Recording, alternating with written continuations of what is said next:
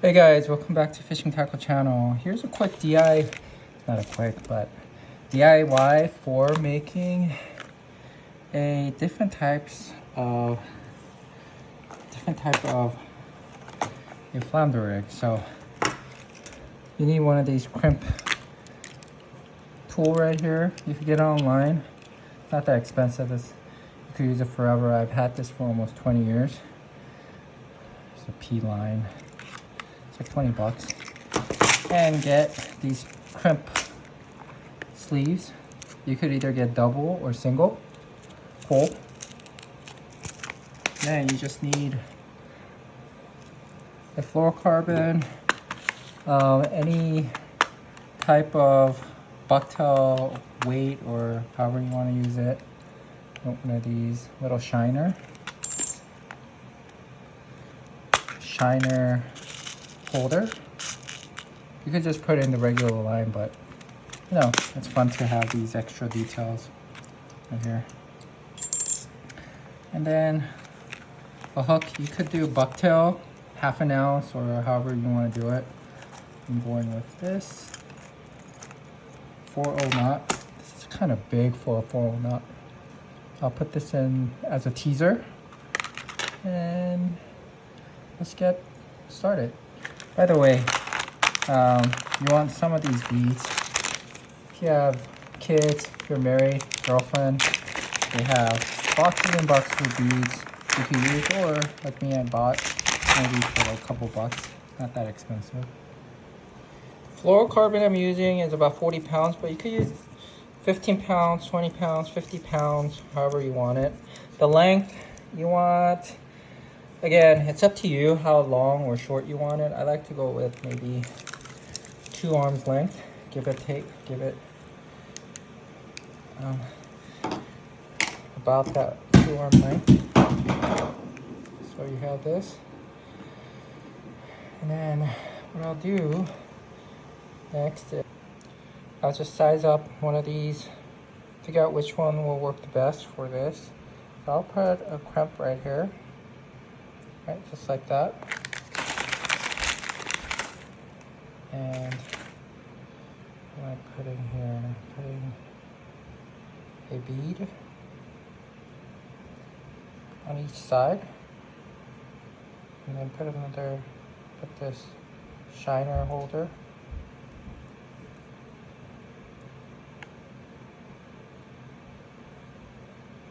Put that home, just like that.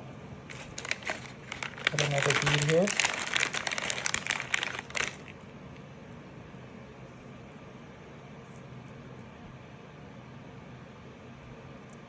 Just like this.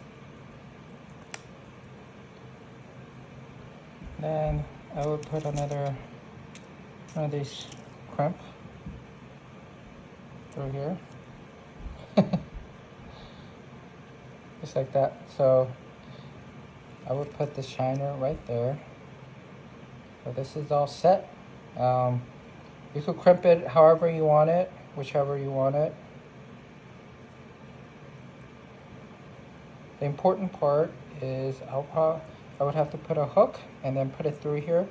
But what I want to do is put a little knot here so that it doesn't slip out if I don't properly put the crimp on there. Here we go. You just put your hook around it and set it through the crimp, just like that. Let's do a little knot to make sure it's completely secure. Just a single knot is fine. So if you're using a crimp just like this, you're using that, you want to make sure and have this little knot so it doesn't slip as you go. See, even without the crimp set will get in there. So once you have that, this you could measure it. If you want it tight, you could leave it tight. I like to, this will move around, so I want this to be a little bit more free as well, to give it a little bit of loop, right? Give it a little bit of more action. More action you give, more likely the fish will be interested. So then once you have that, get the right size crimp, and then you crimp it in there. Just like that. That's pretty much it.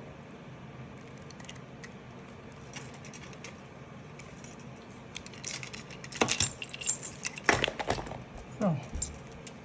So don't forget the knot, because you don't want to lose a big one, right? If it pulls, drag, that knot will prevent it from slipping through the crimp if you don't have it completely in there. And once that's ready, I'll bring this in, just like that. You could have it tight or loose. I like it a little bit loose. This one, it doesn't matter if it slips. That's why you don't really need a knot. You just crimp it in there. And 1/4 measure. Oh, not that tight. Okay. A little bit tighter. Like that. That's it. You have yourself a teaser. Then you could just put this however you want it, like that. So I'm going to, this is a teaser, but it's going to be on the back. So what I'll do is on here, I'm going to make a little loop, not too long, I want a little bit of a space. This is where the weight's going to be, so the weight's going to hit it here and drag. This is behind it, kind of teasing the flounder to catch up. That's the plan. So this is simple. You could do, the easiest way is just get enough slack and then loop it once, twice, and 3 times, and then that's it. Pretty much it. You want to cinch it up just like that. Now you have an area where you could put your hook, your weight or bucktail. So that's it. What we'll do is put the bucktail on the bottom, and this is what I'm going to fill the bottom with. Whether I jig it or just lift it up gently. And here's where I would put a smaller, maybe like a 4-inch gulp grub, and I could put a gulp grub, or I could put a plastic shad, whatever I want, however I want it, and then this will drag behind it, just like that, as it goes. So that's a little unconventional way of making your flounder rig. This has worked for me. Does it make a difference whether you put this here and put this back here? I mean, it's preference, but I like to go both ways. So just having a different option is always good. But a lot of times when the water is strong, having a little slack on the back, I feel like it gives some time for flounders to catch up and bite on it. So let me know what you guys think. Is this new to you? Are you used to just putting a teaser up here and putting the bucktail back on the back, or you have these two like this?